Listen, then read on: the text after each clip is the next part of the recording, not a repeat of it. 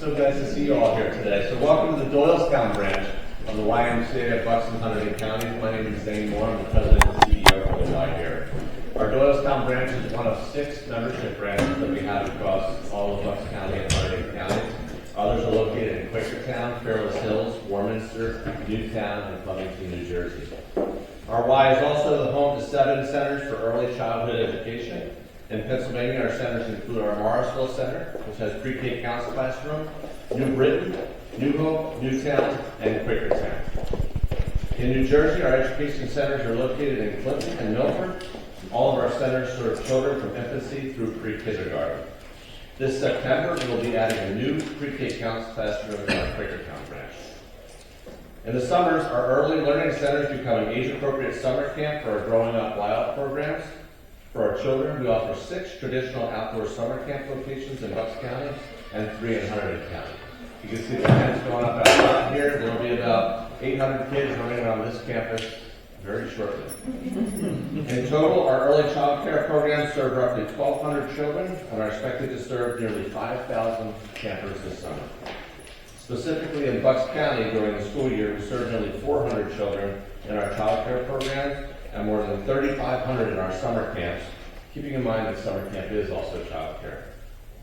We proudly employ just under 500 early childhood school-age child care and camp professionals in these programs, association-wide, 328 of whom serve in Pennsylvania.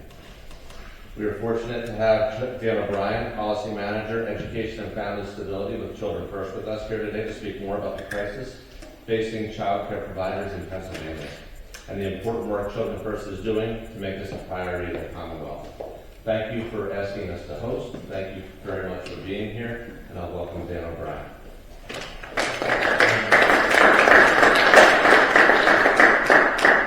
First of all, thank you to Zane and Shannon and Amanda and the rest of the team. It's been amazing to work with the YMCA, and as everybody in this room knows, because this is why you came, the YMCA is such a great organization, and it has been for decades. I went to preschool at the YMCA in Fairless Hills, and so What year?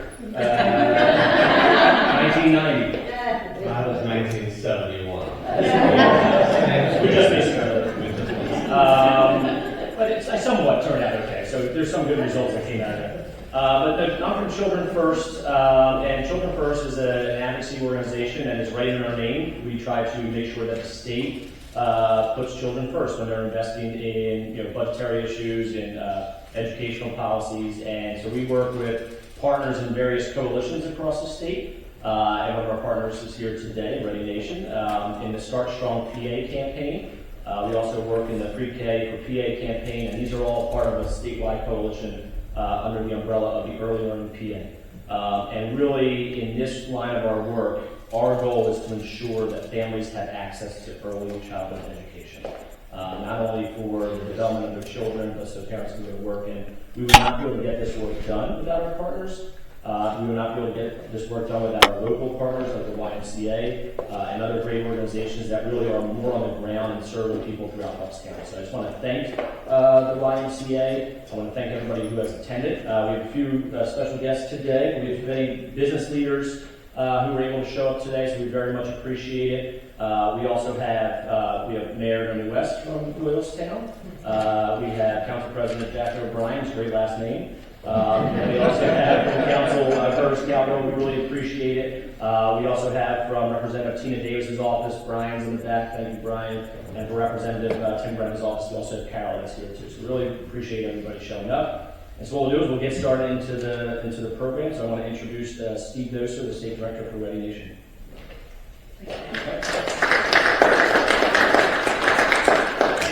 Good morning, everyone. As Dan said, I'm Steve Doster. I'm the Pennsylvania State Director for Ready Nation. Ready Nation is a collection of business leaders across Pennsylvania and the nation that really view investments in early childhood from a 2-generational approach. Not only is it an important investment in today's working families and the ability of working families to go to work, it's also the right thing to do to ensure that children are on the path to start school ready to learn, go through school with the skills necessary for tomorrow's workforce. So our part of this presentation has to do with what you see right here. the fact that the child care sector is really the workforce behind the workforce. And if we don't have a thriving and vibrant child care sector, Pennsylvania families can't go to work. And what that means is those gaps in the child care sector, whether they're closed classrooms or a loss of teachers, they have a real cost to our economy. So what we did with this report here, and the title really says it all, we partnered with Pennsylvania's Early Learning Investment Commission in conducting a survey back in December of 2022. Zombie Analytics did the survey of 500 Pennsylvania families with children under the age of 5. We asked them the simple questions of how are gaps in the child care system impacting your ability to work? Do you have to turn down additional shifts? Are you not being able to go back to school, to skill up, to take on more responsibilities? How is this impacting your life? And we tabulated those results, and then we gave that package to an economist. And an economist looked at all of those different results, and we'll go through them here in a minute. And we asked him, what is this costing Pennsylvania's economy every year? And the answer is that, the staggering $6.65 billion that gaps in our child care system today are costing Pennsylvania's economy. And this is costing Pennsylvania's economy in 3 ways. So we can go to the next slide, please. It's costing Pennsylvania's economy in lost wages for working families. And you see the aggregate there being $4.1 billion of that total figure. It's costing Pennsylvania's economy in terms of lost productivity for businesses, $1.5 billion of that total figure. And then the third portion of this is it's costing Pennsylvania's state in terms of tax revenue from people being underemployed over $1 billion a year. So those are the totals that make up the $6.65 billion. Next slide. Again, this is what I just covered in terms of what are those categories and how is that impacting working parents, businesses, and taxpayers. We can go to the next slide. So how are gaps in our child care system impacting working families? You have a copy of the report in front of you if you can't see up here, but we're seeing that more than half of the families that engaged in our survey reported being late for work, left work early, missed a full day of work, been distracted at work. More than half said they had to change their work schedule, spending less time at work. A third reduced their regular work hours, changed from full-time to part-time. All of this has impact on businesses' ability to maintain their workforce. Next slide, please. Work disruptions. About a quarter changed to a less demanding job, had to quit a job, were reprimanded by their supervisor. Most extremely, about 20% have been let go or fired because of child care problems. Or about 10% have been demoted or transferred to a less desirable position.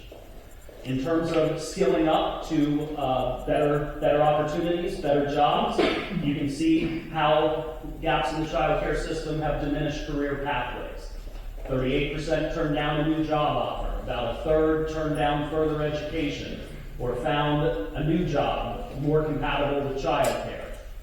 All of this is contributing to the $6.65 billion that it's costing Pennsylvania's economy. Next slide, please.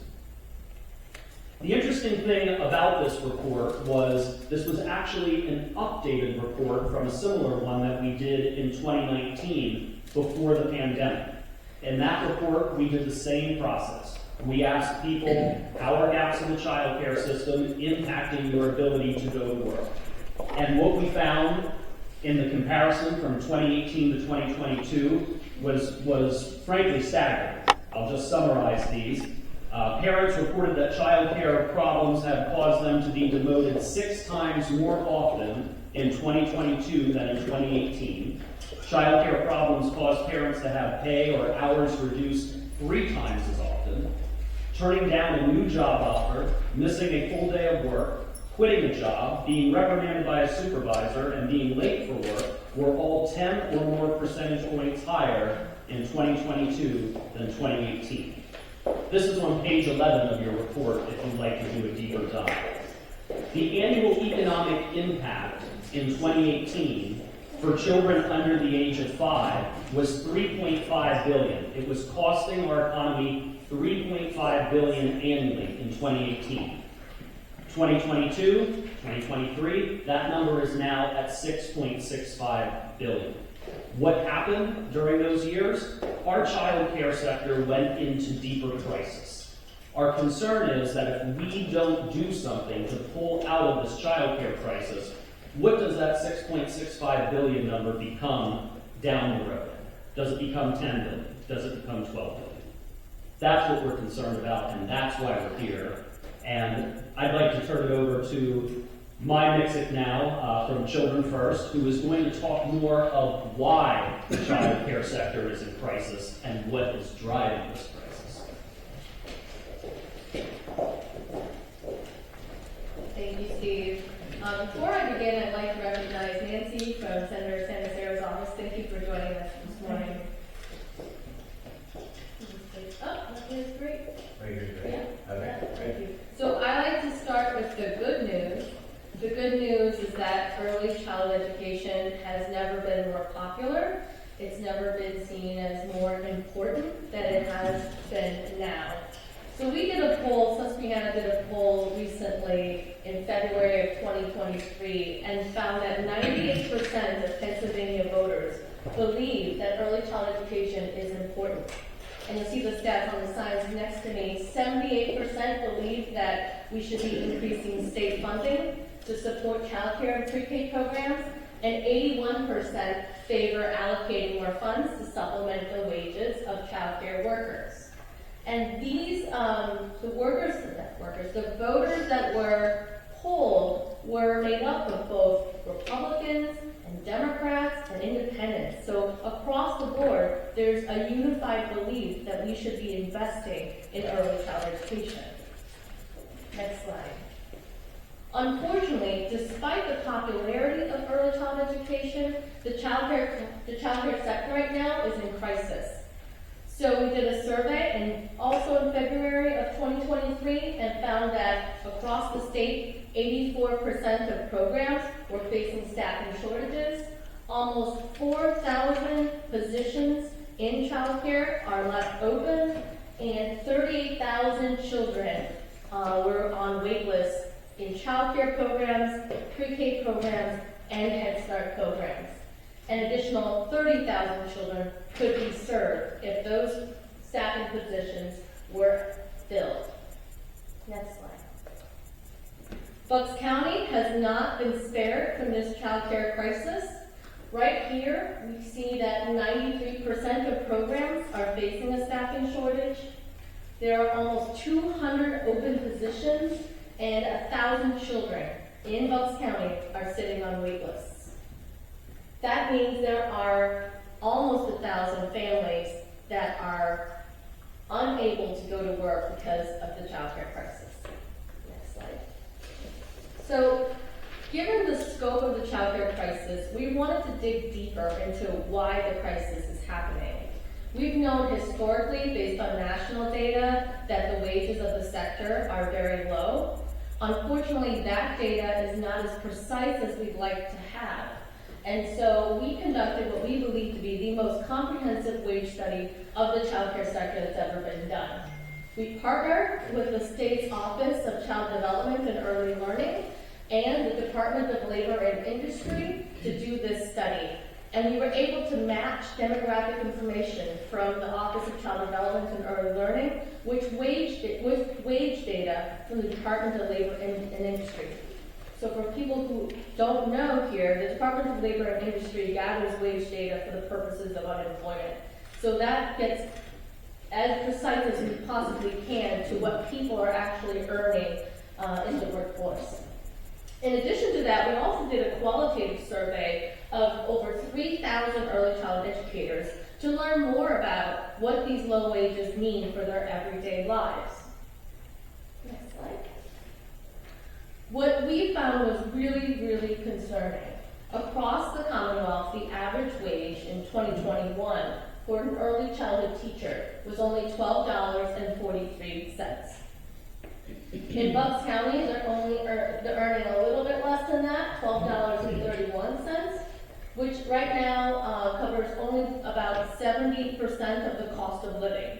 And so when I talk about cost of living, I'm not talking about anything frivolous. I'm talking about the bare minimum of what it takes to get by, as calculated by MIT. Just this past month, we updated that with ALICE data from the United Way. So for people who are unfamiliar, United Way's ALICE project stands for Asset Limited, Income Constrained, and Employed. So that's a measure of families that are just above the poverty line who are working and trying to make ends meet. And so when you look at the $12.31 an hour earnings, that actually only covers 37% of the cost of living for a family of 3.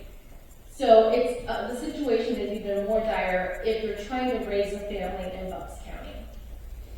Next slide.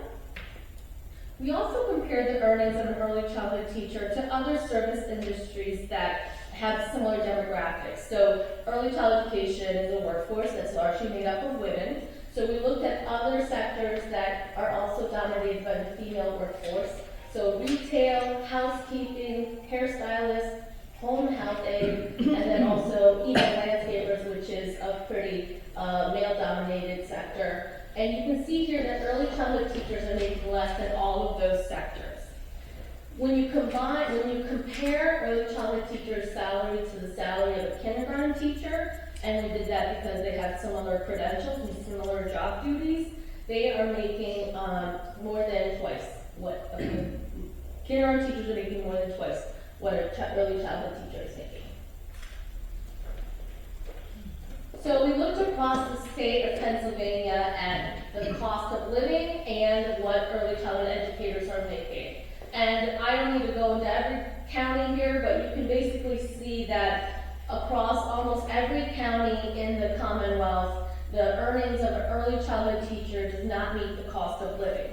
The only county that comes close is Union County in the middle of the state, and we believe that to be a little bit of a fluke in terms of the data. And so for the rest of the state, it really is concerning that people in the early childhood sector are really having a hard time getting by. So what does it mean to have a wage of $12.31? It means that they can't get ahead. So we asked, do you have a rainy day fund to cover expenses for 3 months? And we compared the early childhood sector to the general public. And you can see here that for early childhood educators in the lower your left-hand corner, that they are more likely to not have a rainy day fund. They are also more likely to only be able to not be able to make an emergency, to not be able to cover an emergency expense. And so that is concerning as well. They can't seem to get ahead. They don't have the funds to cover these surprise expenses. Next slide. Almost 65% of respondents applied for some kind of public benefit in the last 2 years. That is incredibly concerning. That means their wages are not meeting the needs that they have as far as food, as far as health care, and as far as their own child care needs. Next slide. So what does that all mean for the sector? So about 50% of surveyed respondents said that they are thinking about or are pretty sure they're going to leave their jobs in the next 5 years. So that means a mass exodus for this workforce. And of those who said they are very unlikely to be working in the field, 20% had a graduate degree and 39% had a bachelor's degree. And so that means teachers that are the most credentialed, the most able to offer high quality care and education are the ones that are going to be leaving. 53% said a higher salary was the most important factor in being able to stay with their employer. The other factors that really matter to them was the ability to have health care insurance as well as retirement benefits. Next slide. So what are the budget solutions to this economic problem? Last year, we were able to get a historic $79 million investment for pre-K counts in Head Start, and a $90 million investment in ARP funds, which were used for childcare recruitment and retention. This year, the Shapiro administration proposed a $66.7 million for Child Care Works, which is the childcare subsidy program here in Pennsylvania. And just this week, the House Democrats proposed an additional $30 million on top of that $66.7 million. So these, this kind of investment is very much appreciated, but does not come close to the actual scope of the problem. So the $6.65 billion that Steve talked about is the economic cost of the child care crisis. If we were to invest what is needed to remediate this problem in the child care crisis, we calculate it to be about $430 million.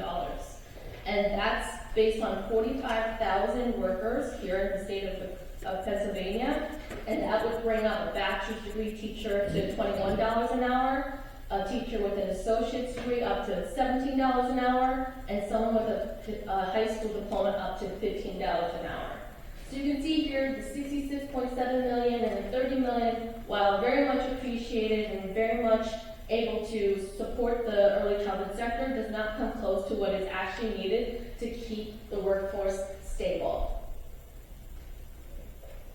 And that is the last slide. So thank you. I'm going to hand it back over to Zane, who's going to talk a little bit more about the YMCA's perspective on this child care crisis. Thank you. Thank you.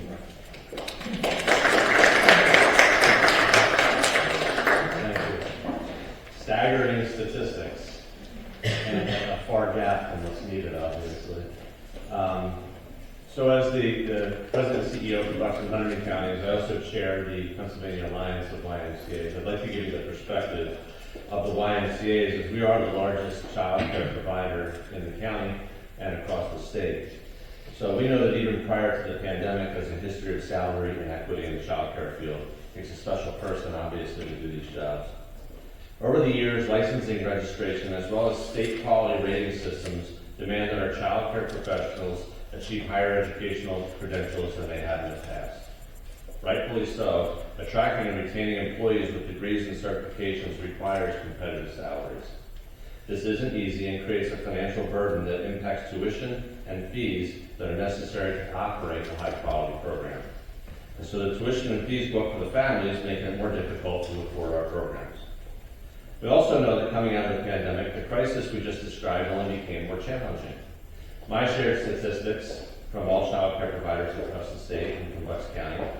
The Y has the largest child care provider. Here's some statistics from our 120 YMCAs that we surveyed through a Start Strong PA survey. All reporting YMCAs indicated that they have a staffing shortage. We have 382 open staff positions as a result of low wages and lack of benefits. Just under 5,000 children in YMCAs are currently on our waiting lists, while 269 classrooms are still closed due to lack of staff. In the programs that were reported, a total of 3,200 additional children would be served if the centers were fully staffed. So what else did we learn through this crisis? In the Commonwealth of Pennsylvania, 27% of all parents reported quitting a job due to child care challenges. The number increased by 34% for parents of color, and increased by 33% for parents who are unemployed with low income. Degree educators are finding higher paying jobs in the K-12 system, obviously through your statistics. And child care teachers make on average 22% less than their school district partners. Child care pay is so low on average that half of all child care professionals qualify to receive government social safety net benefits like SNAP. They also often have to get a second or third jobs to support their families. Without a doubt, the ARPA funding has been helpful, but it's a short-term stopgap. And as the budget year ends on another year, we go right back to square one and creating the problem where we already were. I know here at RY, we've been more fortunate than some of the state averages, but we still seek nearly 30 staff positions to accommodate the enrollment for our camp and child care programs. We've raised our wages, offered signing bonus, we continue to exhaust all recruitment resources available to us to communicate the advantages of starting a career at the Y. We also offer one of the most competitive retirement programs in the industry. So I'd like to introduce Robin Kennedy up to join us today. Robin's a passionate early child care educator who works for us here at the Y, and she'll speak to the challenges of making ends meet in her career. Robin.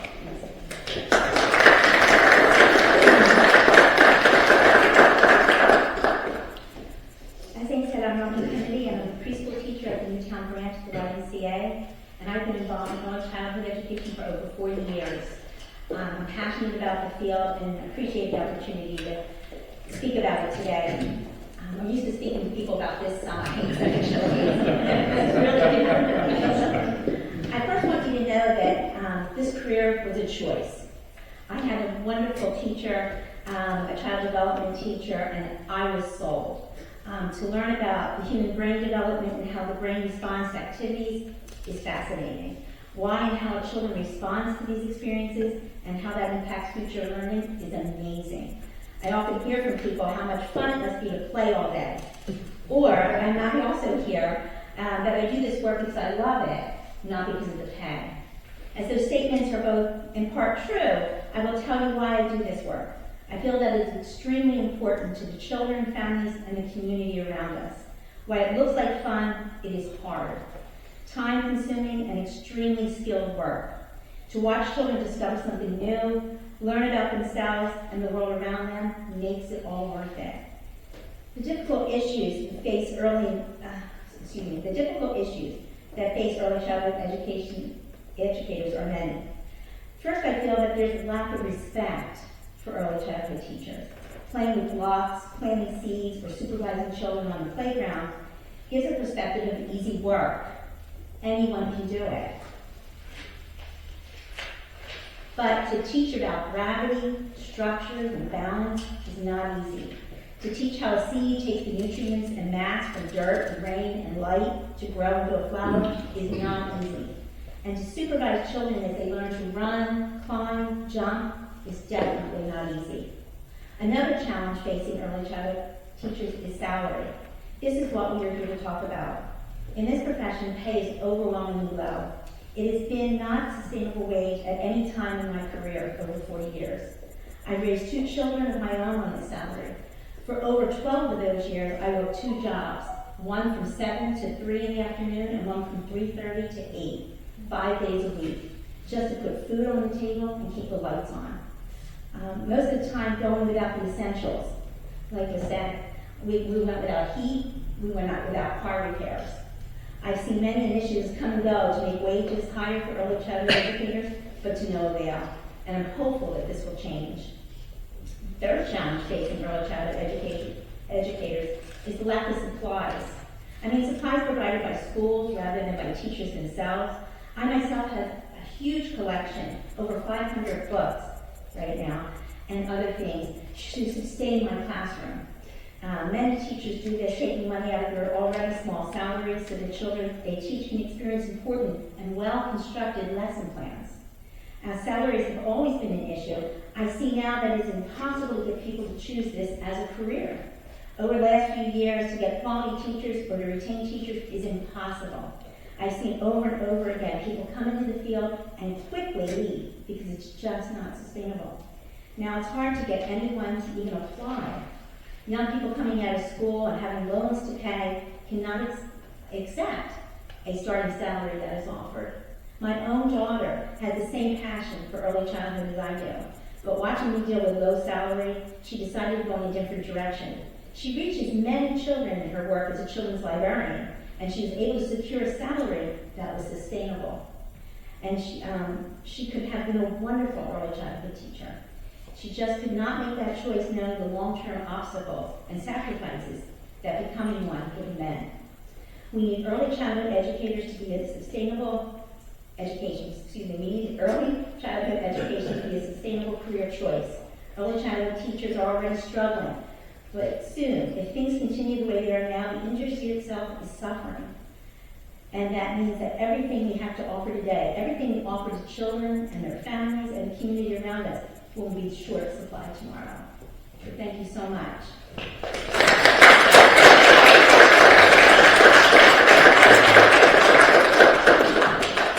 Thank you, Robin. And if anyone ever thinks that Robin's job is easy, I will gladly give you a tour of the job. Not an easy job, but thank you for that.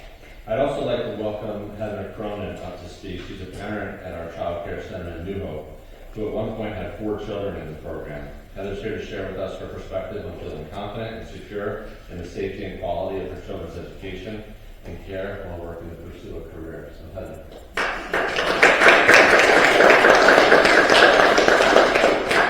Thank you, and thank you, Robin. As a working mom of 4, I can't thank you enough. You know, all early childhood educators. I have, in hearing the statistics from the survey, it resonated so much with me.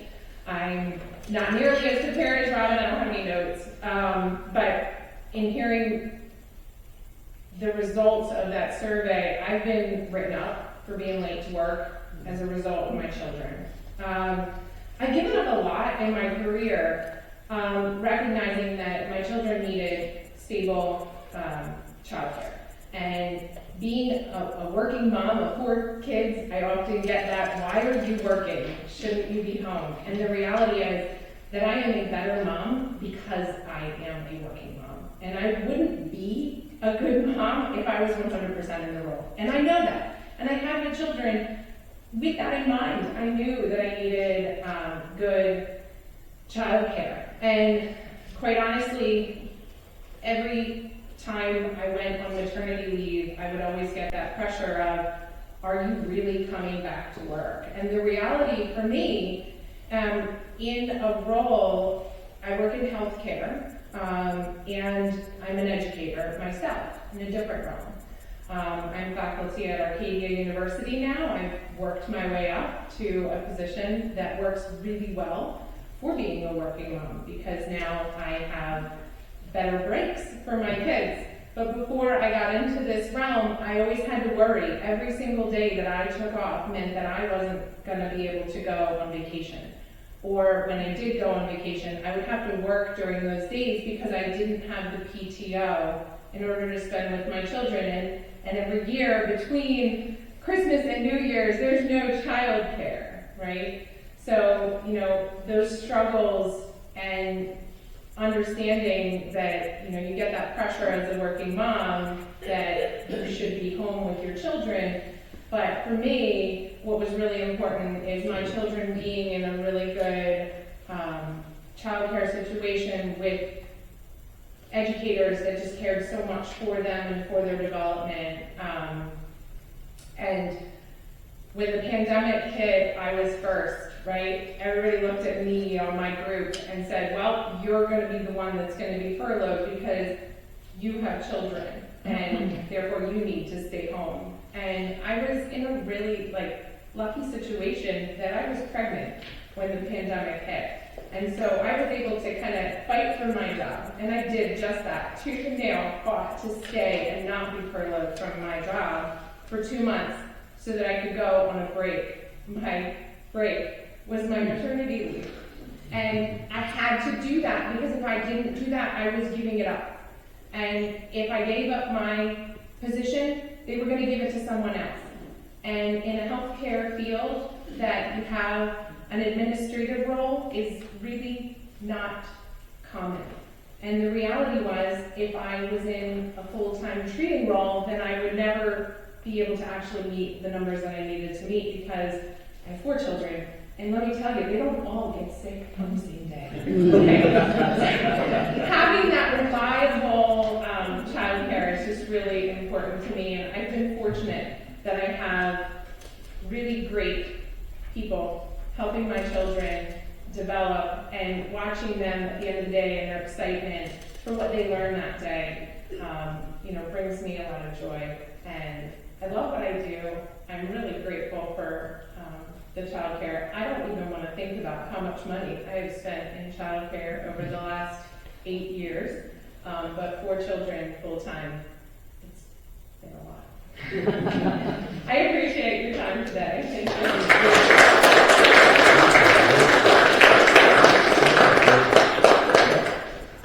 Thanks, Heather. I had a parent hug me in our Morrisville branch a couple weeks ago, and it was a father sitting up his daughter and said, I couldn't do it without you, so we know that this struggle and how important child care is. Thanks for sharing that. I'd like to introduce now Theresa Fera, who's the president and CEO for the Central Bucks Chamber of Commerce, who's going to give some talking on the importance of thriving child care sector in our community and business.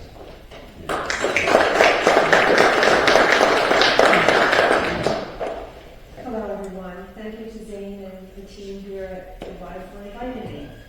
Well, as we all heard today, the child care community is in crisis and has caused an adverse impact on the business community and our state's economy.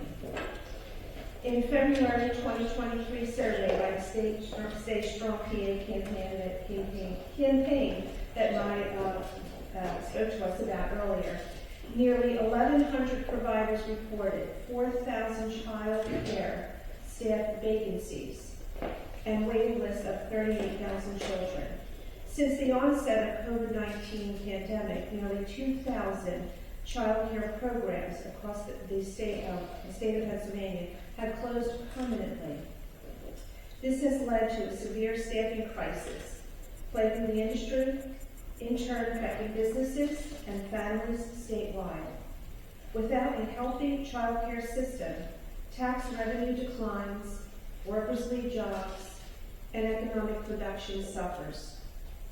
There are many barriers to solving this crisis. For example, Pennsylvania's child care programs operate under some of the strongest and comprehensive set of health care and safety regulations in the country. Child care costs have skyrocketed for families, costing many families almost as much as their monthly mortgage. Additionally, employees of the industry are some of the lowest paid across any profession, making recruitment and retention nearly impossible. While there is no one-size-fits-all approach, the future economic viability of our communities depends on addressing the child care shortage. We are calling on our legislators to come together with the child care industry and the business community to address this crisis. There are other area chambers, I believe about 55 chambers across the state, that have suggested the following solutions to be considered by elected officials, and the Central Bucks Chamber concurs with their recommendations. They are: employee child care private-public partnership. The state provides employers with a tax credit incentive for partially funding child care to its employees. Child care tax credits for parents. Expanding the program will allow more middle-income parents to return to work. Retention and recruitment, offering hiring incentives by way of child care, and regulatory reform, such as no increased cost to providers from the state.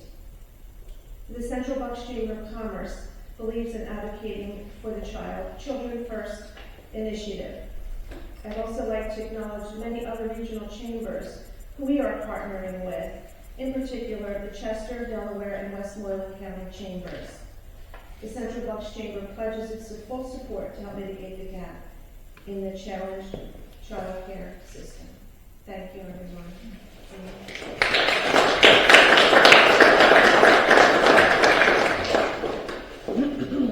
Thank you, Theresa. So I'd like to close this out right now. Obviously, the state of Pennsylvania has taken important steps in making early childhood education and care accessible to children and families, as we saw what is being proposed. Unfortunately, in hearing that the true need is just under $500 million, it's just not nearly enough money for us to solve this problem. It wasn't enough pre-pandemic, and it's not enough now. As a representative of YMCAs across the state of Pennsylvania, we're looking to partner with state legislators for the adequate funding to raise wages for an indispensable child care workforce, as well as maintain safe and healthy facilities, all while offsetting the incredible financial burden and child care costs put on families. It's not going to happen with temporary funding programs that come as a result of the pandemic. We appreciate those funds, but they're a quick fix, and they come around every single year and the problem starts over. We have an urgent need for high-quality professional birth through 5 education. This care is important to the health of our communities. If we're already committed to the public health and education of children aged 6 to 18 in our publicly funded K-12 programs, why wouldn't we commit equal time, energy, and dollars to the younger, more developing and impressionable ages when brain, body, and emotional growth happen more rapidly? I know that legislators, some are here today, and some are here, and we're hearing from YMCAs and children's advocacy groups across the Commonwealth. I'm hopeful and eager for the impact I know we can do working together, and I thank you for all of your interest and being here today, and I thank you for asking us to host here today for this important topic. Thank you everyone for coming.